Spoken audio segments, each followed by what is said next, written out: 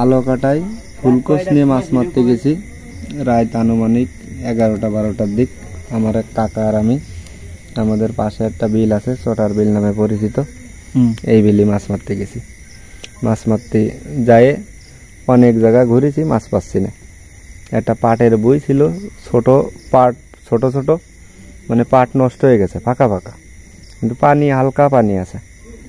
আবার এই বইটার হচ্ছে চারিপাশে রাইল হচ্ছে বান্ধা। তো ওই বইয়ের ভিতরে বড় বড় মাছ উপোস করতেছে, জোরে জোরে শব্দ হচ্ছে যে উপোস করা। এবারটা দুইজন আমরা একসাথে ঘুরতেছি, চারিপাশে রাইল দিয়ে পুরো বই খুঁজে ফেলে দিচ্ছি, পুরো পানি নিজেল, একটা মাছও পাচ্ছি না। বইতে যাই নামে নিচে আসতেছি, আবার উপোস করতেছি ওর ভিতরে।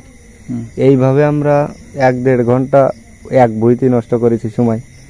নষ্ট করার পরে হঠাৎ করে আমার ওই কাকা সামনের দিকে হাঁটা ধরেছে, আমি বইয়ের ভিতরেই রয়েছি। এবার হাঁটা ধরলি আমার করছে কি যে তাড়াতাড়ি বুঝতে চলে, এটা আমি বুঝতে পারিনি যে বুঝতে কি জন্য চলে আসতেছে। আমার এদিকে মাছ উপোস করতেছে, মনের ভিতরে ই করে দিতে, মাছ পাবানি মনে হয়, মাছ পাবানি, যে কাকা চলে যাচ্ছে, যাক আমি দাঁড়াই দিয়ে যাই, আর এক পাক দিয়ে আসি। এর মাঝে হাঁটতে চলে গেছি আবার বুড়োই মাথায়।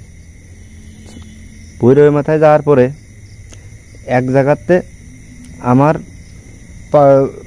পিছনে যে বিন্দু আইটে আসতেছি তার পিছনে জোরে উপোস করেছে। পিছন লাইট মেরে দেই, পুরো নিজেল, কোনো মাছ টাছ কিছু না। পিছনের দিক তাকাইছি, সামনে উপোস করতেছে, সামনেও মাছ টাছ কিছু না। তাহলে কি ওইডে আমার ওই সময় মাথায় কাজ করতেছে না। আমি মনে করতেছি পানির ভিতরে হয়তো মাছ টাছ থাকতেই পারে, হয়তো উপোস করতেছে, এদিক ওদিক দৌড় মারতেছে, আমি মাছ খুঁজেই যাচ্ছি। আর এদিকটা আমার কাকা অনেক দূরে চলে আসছে, সেই রাস্তার কাছে প্রায়, ওই জায়গাতে আমার লাইট দিয়ে ডাকতেছে তাড়াতাড়ি তাই। ওটা আমার তখন, আমি তখনও আমার সেন্সে আসিনি যে এই জায়গা কোনো সমস্যা আছে কিনা। এর মধ্যে চলে আইছি, আর কাকারে ডাকতেছি যে চলে গেলেন কে, বুঝতে মাছ উপোস করতেছে, মাছ না মেরে চলে যাচ্ছেন।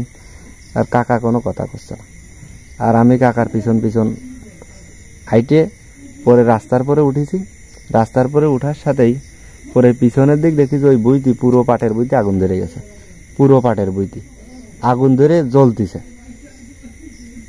আবার লাইট বন্ধ করে তাকালি, মানে লাইট বন্ধ করলে আগুন দেখা যাচ্ছে, লাইট মারলে বই ক্লিয়ার অবস্থা। এইবারটা আমরা মাছ না মেরে বাড়ির দিক দৌড়েছি। তখন বুঝতে পারলাম যে ওই জায়গা আসলে মাছ ছিল না, অন্য কিছু ছিল। আমরা ভয় পেয়ে সেই জায়গাতে বাড়ি ফিরে চলে আসি।